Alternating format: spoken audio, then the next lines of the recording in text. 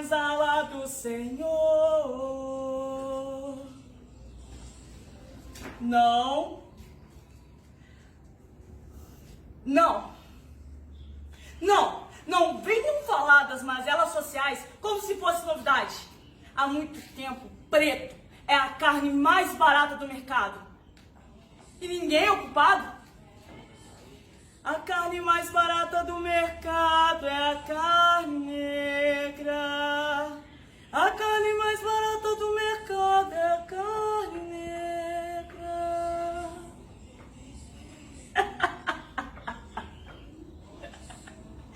Racista. Todo mundo conhece um. Oh, mas ninguém é. Viva a democracia racial! Engraçado. Hipócritas. Eu acho que hipocrisia deveria ser hereditário, porque até hoje tem branco que ora, mas trata preto como escravo. Já explicamos, já desenhamos, estamos cansados. Fogo nos racistas. Fogo nos racistas. Esse é o nosso último recado. Escola não é esmola, direito não é esmola. Tudo. Nós merecemos tudo que ainda não nos foi dado. Tanta coisa acontecendo nesse mundo. O tempo todo. O ser humano precisa de mais humanidade. Que a gente nunca pensou o que seria isso na realidade. Racista. Por que és? Racista. Por que és?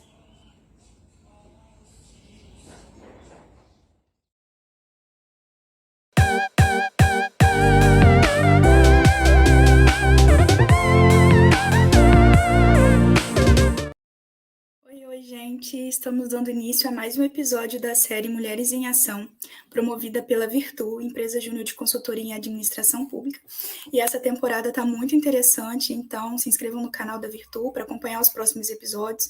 Segue também a gente lá no Instagram, é @virtuconsultoria, para ficar por dentro das novidades. Bom, nós vamos iniciar então. A nossa convidada de hoje é a Mônica Melanie. Ela é atriz, diretora teatral, formada em Direito pela UF, pós-graduada em Direito Aplicado à Educação e atual graduanda em Artes e Letras e também escritora e professora. Ela foi vencedora do primeiro prêmio Dandares, Zumbi dos Palmares, em Volta Redonda, na categoria Artes Cênicas, no ano de 2018, e nesse mesmo ano foi indicada também ao prêmio Olho Vivo, concorrendo ao prêmio de Melhor Atriz. Atualmente, ela é diretora e fundadora do coletivo Mudarte, que tem atuado com espetáculos nas cidades de Volta Redonda, Barra Mansa e região. Logo então, descobriremos mais sobre ela nesse episódio de Mulheres em Ação nos Palcos. Seja bem-vinda. Primeiramente, gostaria de te agradecer por ter aceitado o convite de participar aqui com a gente e gostaria de te pedir para falar um pouco sobre você, de onde você é, quando começou a trabalhar nesse ramo, da arte e o que te motivou a trabalhar nessa área. Bom, meu nome é Mônica Melanie, gente. Eu sempre gostei muito do ramo das artes. Meu avô até me trouxe algumas memórias porque eu lancei um livro recentemente e ele fala, que eu escrevo desde 6 anos, já fazia poesia para eles. Então, eu sempre quis muito ser dessa área artística, ela sempre esteve muito junto comigo. Começou assim, eu era muito tímida, queria fazer o curso normal, eu fiz Manuel Marinho, aí de Volta Redonda. E aí, quando eu entrei no Manuel Marinho, eu era muito tímida. Em casa, eu desenrolava, fazia as coisas todas. Na rua, tinha muita vergonha de me expressar. Foi aí, então, que eu encontrei um grupo de teatro na época e comecei a fazer teatro para me soltar. E nisso eu me apaixonei, nunca mais parei de fazer teatro. Então, eu faço teatro desde 2008. Quando eu comecei, era uma pretensão, assim, de ser algo mais que ia me ajudar nas outras profissões. E me apaixonei completamente. Desde então, vivo esse ramo do teatro. Nasci em Volta Redonda. Atualmente, digo que eu moro na Barra Mansa e Volta Redonda, que ficou oscilando entre as duas cidades. Trabalho em Rio Claro, sou professora concursada de lá, do município de Rio Claro. Tive a felicidade de fazer a Universidade Federal, a UF, cursei Direito, e estou cursando Letras agora, com essa alegria também de ter várias palavras para todo lugar. E eu acredito muito nessa questão da arte que transforma. Vejo como o teatro ele dá mais oportunidades. E eu tenho muita vontade, assim, meu desejo mesmo, que todo mundo no mundo tenha pelo menos uma aula de teatro. Que tenha essa oportunidade que eu tive teatro ele realmente faz uma transformação na nossa cabeça.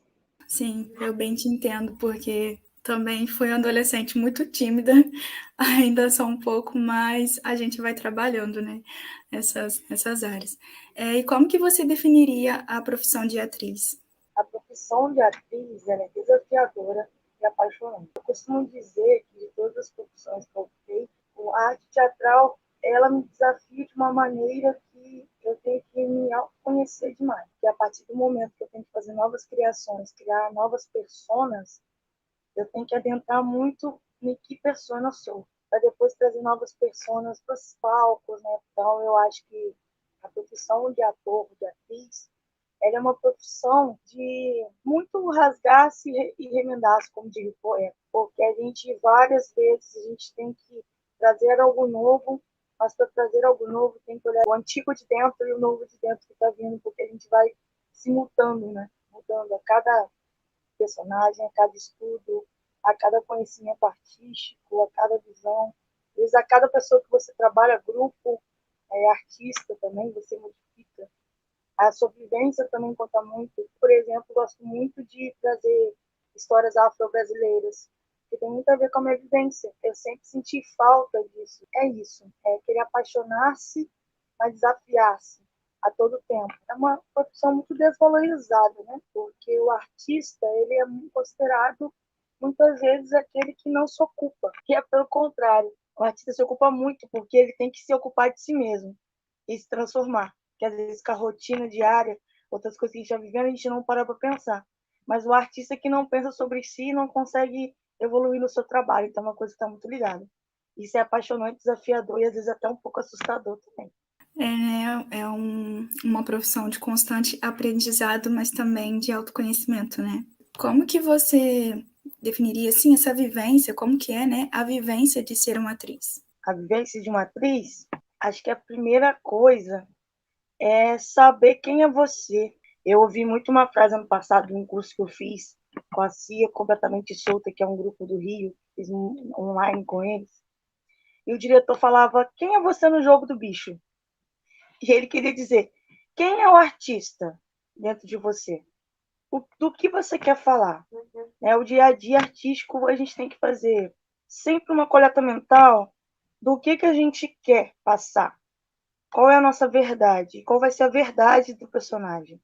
Então, assim, a gente tem que ter uma preparação física para esse personagem, como ele é, como ele pensa. A gente cria perfis psicológicos ou ficha de anamnese do personagem, que ele vai contar tudo, a classe social dele, como ele se comporta, quem é a família dele, quem ele é. E também a gente começa a fazer trabalhos emocionais. Eu sou professora, né, de teatro há um tempo, e eu sempre falo para os meus alunos e também para o coletivo que eu faço direção geral, que a gente tem que pensar aonde que estão esses sentimentos no nosso corpo. Ser artista não é sobre pegar várias emoções decorrentes da sua vida e ter que lembrá-las durante uma cena, mas pensar o que você sentiu, aonde você sentiu e como você vai fazer com que o público sinta. Esse processo de criação artística, para mim, acontece muito na pesquisa, né? Durante uma pesquisa do que eu quero passar, o que o personagem quer dizer, uma troca também, uma adequação histórica da ação e a emoção, como elas estão ligadas, né? Então, a gente tem que pensar muito nessa construção como um processo.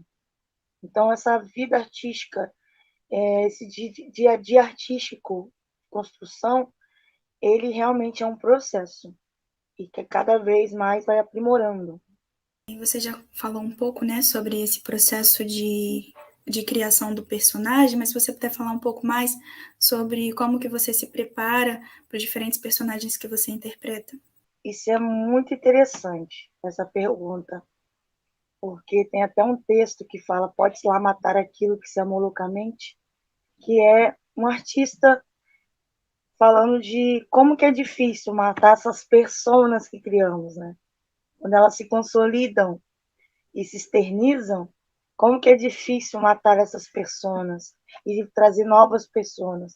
Então, eu gosto muito de ver, primeiro, o que a gente tem de semelhante.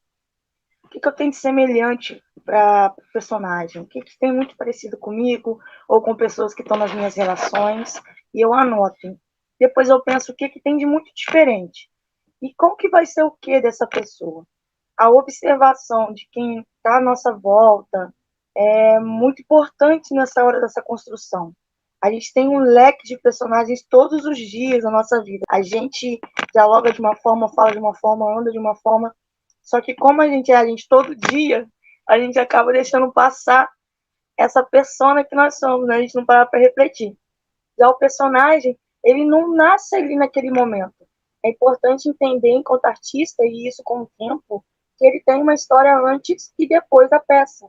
Então, tem que pensar, eu sempre penso, que momento aquilo está acontecendo, mas da onde veio todos aqueles sentimentos. Então, eu gosto muito de buscar esse lugar, né, fazer essa construção. Eu sou uma pessoa muito da anotação, gosto muito de anotar os processos. A pandemia me ensinou bastante a filmar também os processos. É interessante isso que você falou, né, sobre como que os personagens te marcam. E se você pudesse selecionar um momento marcante da sua trajetória nos palcos, quais seriam? Nossa, bonito. Bonito sua pergunta. Olha, eu não posso dizer assim, nossa, personagem preferido. Porque, como eu te falei, a gente se apaixona. Mas um momento muito marcante, mais recente, vou falar o mais recente, foi meu lugar de fala. É um espetáculo que o coletivo está trabalhando, que é uma peça autoral do nosso coletivo, Tati Nogueira. E meu lugar de fala fala contra a violência contra a mulher. Então, minha personagem Bianca, ela é uma psicóloga que cresceu, né, guiada por uma sociedade machista como a gente. Porém, a Bianca, ela sempre foi muito retraída a fazer coisas de menina, a crescer, ter um príncipe. Então, a Bianca, ela sofre violência principalmente psicológica e vai gradativamente aumentando. Foi muito intenso, muito marcante.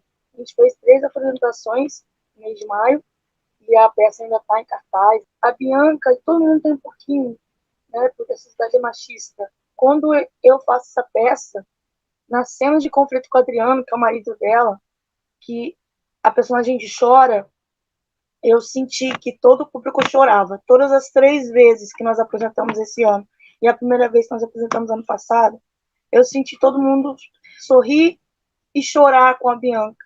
Isso marcou demais. E os depoimentos pós também, das pessoas vindo dizer, de pessoas que sofreram violência e vieram dizer o que aconteceu com elas, o que aconteceu com a Bianca, me marcou demais. Ela me marcou e me marca, né? Porque o personagem tem esse processo com ela. Então foi um momento muito marcante. E também eu sou muito apaixonada por infantis, então um outro momento marcante foi quando eu fiz saltimbancos a primeira vez e eu era a gata. E depois eu saí na rua, perto do bairro onde eu apresentei, e as crianças me chamavam de gata, né? Não de Mônica. E as crianças queriam tirar foto, queriam autógrafo. Então você vê como que perpassa, né, a gente. Como que marca as outras pessoas, outras vidas, mas como que marca a nossa, né? E eu fico encantada até hoje com como que a gente pode trazer alegria, mas como a gente também pode trazer revolução e protesto com a arte, né? Sim, verdade. E você trouxe agora, né, essa personagem que reflete bem a nossa sociedade. E a arte, né, ela tem também esse cunho de retratar a realidade. Então a gente queria saber como que é para você ser mulher nessa área. Olha, é muito, muito bacana a gente ter esse espaço, porque na área da arte, mas sobretudo assim, na área do teatro, o que eu vejo, sobretudo a gente que está no interior, não tem muitas oportunidades, né? A mulher negra, ela não tem tantos espaços artísticos. É muito interessante essa visão social também, que é colocada da mulher negra brava, né? Então, às vezes, muitos papéis que vão nos cercar, às vezes podem ser de personagens dentro dessa característica. E não é assim. Nós que somos mulheres negras, nós sabemos muito bem que muitas coisas nos perpassam. Nós somos mulheres, também sabemos que muitas coisas nos perpassam. Então, é uma área ainda que ainda precisa ouvir outros viés, precisa entender outros lugares. E ainda acho que falta a palavra oportunidade, principalmente televisivos, né, que você vê pouco ainda, mulheres negras, sem ser num espaço, numa área cômica, né, que também é importante, mas não é só isso. A gente tem hoje atrizes que desenvolvem trabalhos artísticos incríveis nacionalmente, que poucas pessoas conhecem, são mulheres, e muitas são mulheres negras. Então, a gente vê que realmente existe essa demanda, mas não existe muito essa procura desse lugar. E sem contar muitos estereótipos que acabam colocando dentro da mulher artista, né? Que é princesa, fada, bruxa, e também a mocinha, né? Ou a vilã. A gente ainda tem muito a avançar desses espaços. Tem muita coisa que a gente quer fazer e muita coisa ainda que não nos alcança. E aí uma coisa muito interessante é esse movimento de produção própria. Hoje a gente perpassa muito esse espaço de criar espaços. Como a gente não tem os espaços, muitas vezes, nos mercados, a gente cria os espaços. Isso também é interessante, né? Esse processo de construção. Por exemplo, nós do Mundo da Arte, a gente lê clássicos, nós, né, acompanhamos outras coisas. É muito importante você assistir também outros grupos, outras linguagens, mas a gente também cria nossos próprios textos, a nossa própria linguagem. A gente fez uma websérie agora, então, assim, eu sou uma personagem lá que é uma vidente, charlatã, né, é uma comédia, mas eu te digo assim, é uma personagem, assim, que perpassa muita coisa, e eu acho que talvez não tivesse oportunidade de fazer esse tipo de personagem se não fosse uma produção que nós criamos, que nós buscamos escrever, nós buscamos fazer. Isso tem um lado muito negativo, que mostra a questão da falta de oportunidade. Um lado muito positivo, que mostra a nossa vontade de fazer e criar esses espaços para próximas gerações e até mesmo para a nossa, né? Não apenas ficar desmotivado, mas, assim, pegar toda essa falta de espaço e mostrar, olha, que bacana que seria mais espaço para essa área. Então, eu acho, assim, que as mulheres artistas, elas ainda não têm nem de perto a valorização que deveria. A mulher hoje, uma atriz hoje, ela ainda ganha bem menos que um ator homem, isso televisivamente, no cinema, no teatro. Acho que no teatro isso vai acontecer um pouco menos, mas na televisão, assim, se você, esses dias eu estava até lendo sobre os salários dos artistas globais, por exemplo. Então você vê aí uma Fernanda Montenegro, que eu acho que ela ganha em média 600 mil, que eu vi. Mas aí você tem o Tony Ramos, que ganha 1 milhão e pouco.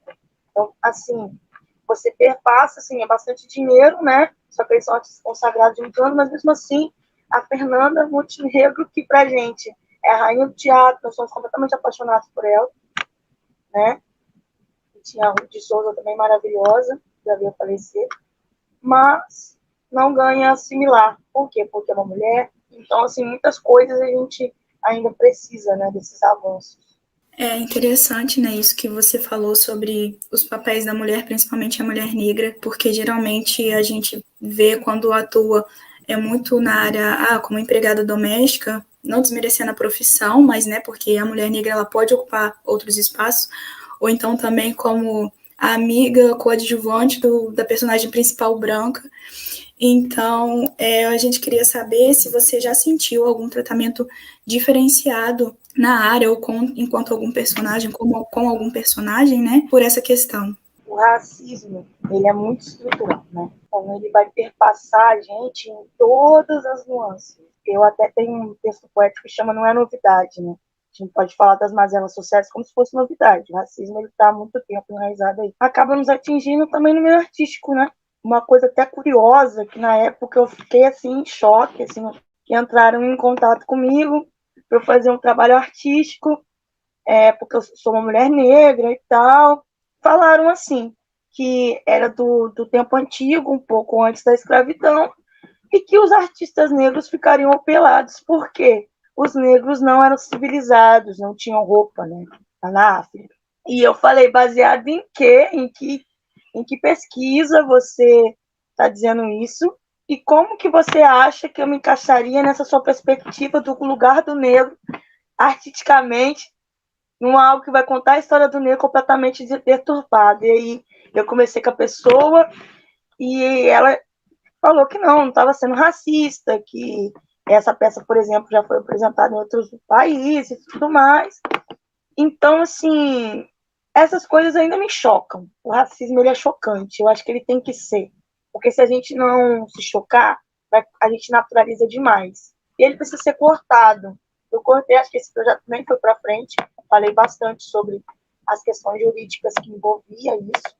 E como que isso era uma injúria racial, até crime de racismo também. Mas a pessoa, o que é mais gritante é que não entendeu dessa forma, né? Se desculpou, sim, aquelas falsas desculpas, né? Então, assim, é muito interessante essa pergunta, porque já me perpassou isso várias vezes na área. Sobretudo até mesmo essa questão de papéis. Ah, não, você vem fazer uma leitura de texto com a gente. E aí fui fazer a leitura de texto, tinha um personagem que era a mãe, tinha um personagem que era a tia, personagem, né, participante, como você falou também, de coadjuvantes, e não, vendedora, assim, empregada. É muito, muito importante a gente criar uma rede de quebra desses estereótipos. Né? O artista negro, o artista negra, ele não quer estar só nesses papéis. Nós não estamos só nesses lugares. São lugares importantes, com profissões dignas, como a gente já falou, mas isso cria no imaginário popular e infantil que a pessoa negra só tem esses espaços. E aí, quando você chega numa sala de aula, como eu que sou professora, e eles, assim, não têm esse espaço de beleza, não têm esse espaço familiar, não podem ser médicos, não podem ser advogados, não podem ser administradores, não podem perpassar diversos tipos de profissões, não podem ter dinheiro, não podem ter carros chiques, não podem ter uma família estável, porque se você não vê nas produções as famílias, né, estáveis, que devem sempre sorrir, porque a gente normalmente o negro está nesse lucro, né, da comédia, sempre sorrir com as adversidades. Às vezes a gente precisa chorar, às vezes a gente precisa dizer, ou que a gente tem que estar só nesse lugar da militância, a gente precisa militar, nos perpassa, né, nos atravessa, na verdade. Mas a gente também quer estar nesse espaço de uma vida normal, né? Trabalhar, ter sua família, igual aquelas famílias de margarina, né? Que as novelas trazem. Por que não trazer uma família negra, né? A gente também precisa desses lugares, desses espaços. E, na sua opinião, qual que é a responsabilidade do Estado com a arte e cultura do nosso país? Mas total, total. Primeiro que é nos assegurado, né, na Constituição, já começa nesse teor, a Constituição nos assegura, né, esse direito à cultura. Eu vejo assim como essencial. Para mim, é uma estrutura que se entrelaça ao direito à educação. O direito à educação se entrelaça ao direito à oportunidade. Uma educação de qualidade te traz mais oportunidades. Uma educação artística, uma valorização cultural que te perpassa desde o âmbito educacional, você consegue construir um país muito mais crítico. Você consegue trazer uma sociedade com muito mais oportunidades, muito mais altruísta, né, com respeito mútuo, que vai combater, né, as discriminações, os preconceitos. Apesar de ser uma obrigação do Estado, não lhe interessa muito, porque pessoas mais críticas, mais artísticas, mais espontâneas, que sabem mais sobre si, são mais difíceis para manipulação e estrutura social que a gente encontra hoje, que é uma estrutura de morte, né?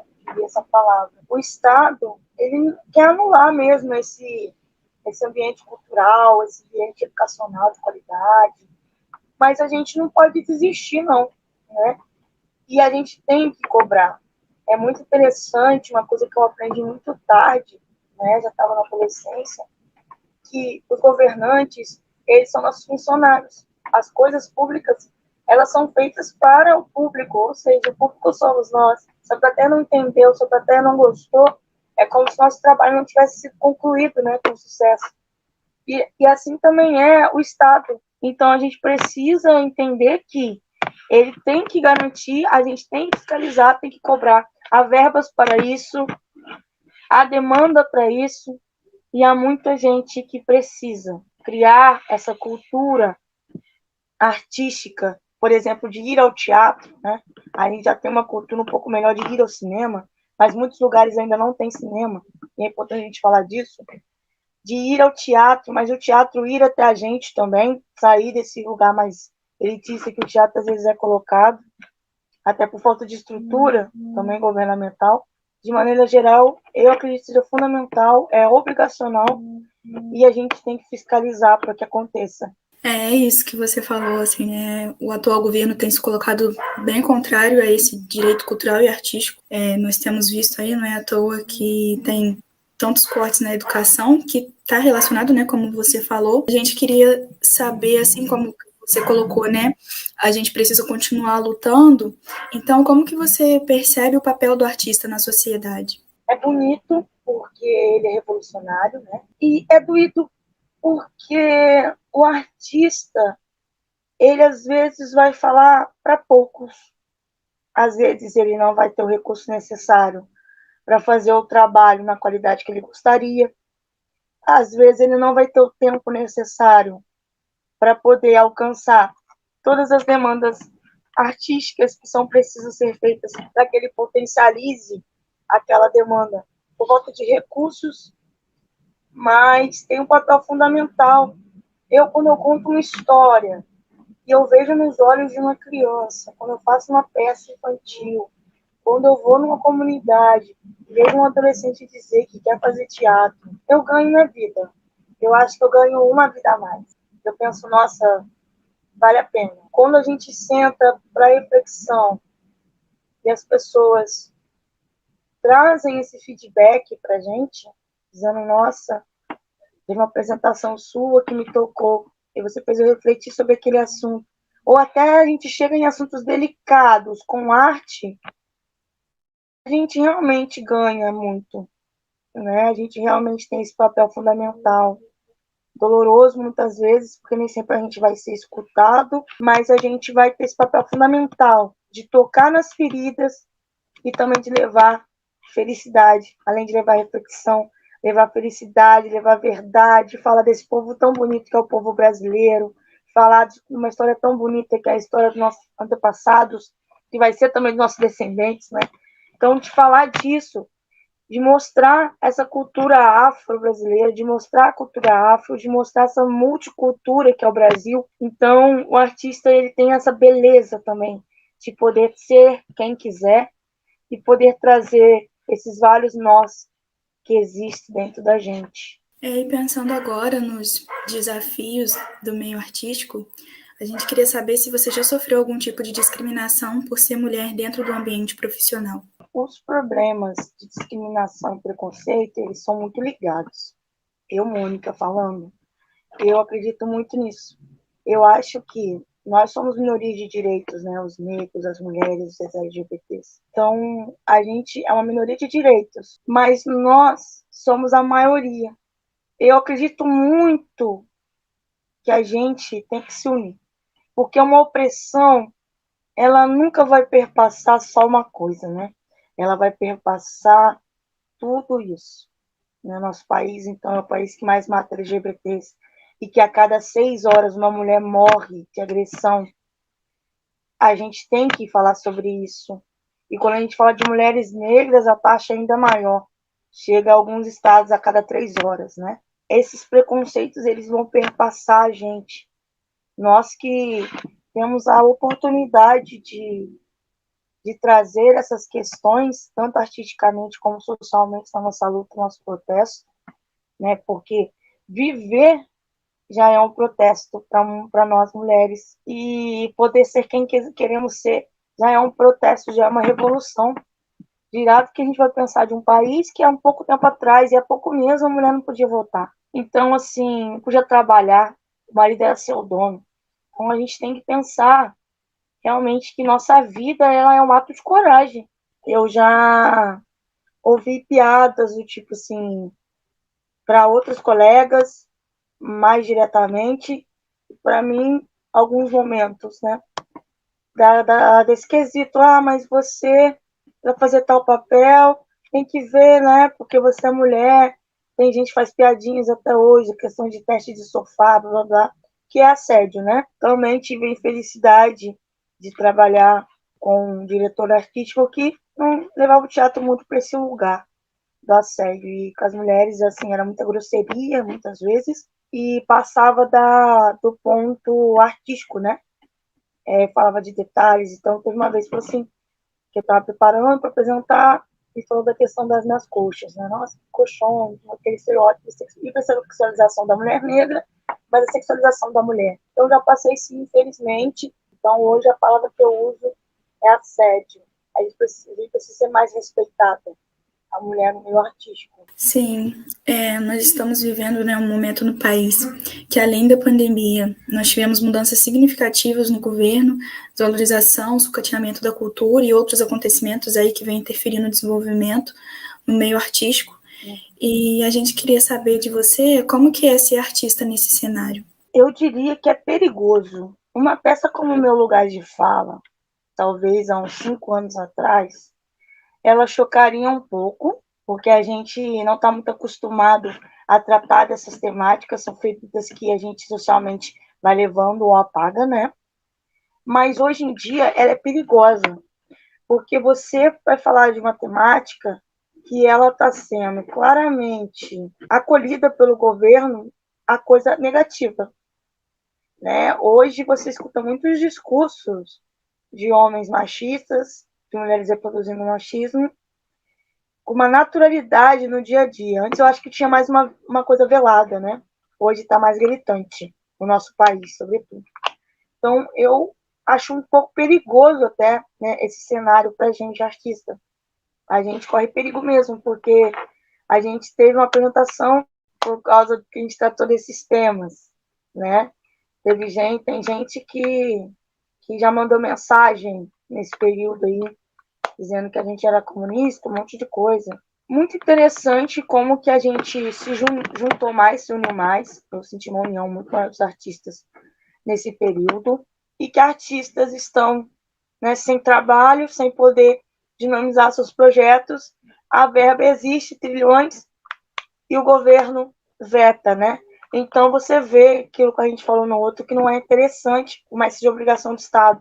E agora uma luta dos artistas, mais uma vez, para poder conseguir essas verbas para trazer mais arte para suas regiões. Então, o que eu achei que foi positivo, como teve uma total extinção dos nossos direitos artísticos, né? Eu diria isso, total extinção. Foi uma tentativa, vamos dizer assim, teve uma união muito grande que fez com que a gente conseguisse aprovar coisas interessantes, como a Lei Aldir Blanc, a primeira. E aí a gente conseguiu fazer uma coisa muito interessante, porque antes ficava muito dinheiro artístico também, ele ficava muito com grupos mais renomados. Quando veio a Lei Aldir Blanc, que foi criada para os artistas, que é uma coisa que a gente tem que deixar clara, né? Ela tem muitas falhas, como todas as ações, muitos têm, mas ela tem coisa positiva. Então você consegue fazer projetos locais, né? Consegue fazer. Eu mesmo passei projeto de Rosinha, o Sonho de Rosinha, que é uma história que eu escrevi, de uma menina negra que quer ser astronauta, e pude apresentar aqui, em Volta Redonda. Né? Então, eu acho que é muito interessante essa perspectiva, por exemplo, de descentralizar. Mas isso também foi tudo em vez de luta dos artistas, porque esse cenário que a gente está vivendo é realmente um cenário perigoso. Você vai tentar levar a sua arte para os espaços, e além de não ter a valorização que antes já não tinha tanto, as pessoas, elas às vezes não querem realmente financiar projetos porque não querem ir de contra o governo, elas não querem ouvir seu projeto porque não é interessante, a arte não dá retorno para ela, porque aí entra nesses viés da politicagem, né? Porque a política é a vida do povo, mas a politicagem é o que nos fere. E qual recado você deixaria para as mulheres que estão começando a trabalhar com a arte? Pesquise, estude, avalie. Por quê? A gente precisa pesquisar bastante a linguagem que a gente quer adentrar, né? A gente precisa avaliar aquele conjunto de pessoas que a gente está trabalhando, se elas vão de encontro àquilo que a gente quer aprender. A gente descobrir esses outros lugares de nós, mas não perder a gente. Fique feliz com seus processos, tenha paciência consigo mesmo, não se cobre demais. E se oportunize, se jogue mesmo. Busque experiências diferentes. Trabalhe com grupos diversos, pessoas diversas, temas diversos, mas busque também quem é você nesse jogo todo artístico, né? O que você quer falar? O que você quer passar? Por que você faz arte? nossos colegas, né, de curso, de profissão, atuam no campo de públicas. Nós, do curso de administração pública, né, estamos envolvidos com a gestão pública governamental, com as políticas públicas, ciência política, entre vários outros aspectos no mundo, que é a administração pública. Então, para as mulheres, né, que estão inseridas nessa área do campo de públicas, o que você acredita que nós podemos fazer para contribuir com o desenvolvimento da arte? Primeira coisa é essa, perguntar como contribuir. É interessante isso, que uma vez eu estava explicando com uma criança como ela fazia para juntar os sons, e aí depois no final eu perguntei para ela assim, como que eu posso te ajudar? Ela disse assim, Tia, você já me ajudou, né? Vocês já estão ajudando. Quando vocês dão espaço para essas falas, para essas atividades, vocês estão ajudando. A gente precisa de criar espaços, criar ambientes, ouvir essas artistas, ouvir os artistas, reconhecer. Às vezes, olha que interessante, assim, pensar em todas as atividades, né, que vão ser realizadas, dar um certificado, de fazer um banner. Isso já ajuda o artista, porque você criar um portfólio, por exemplo.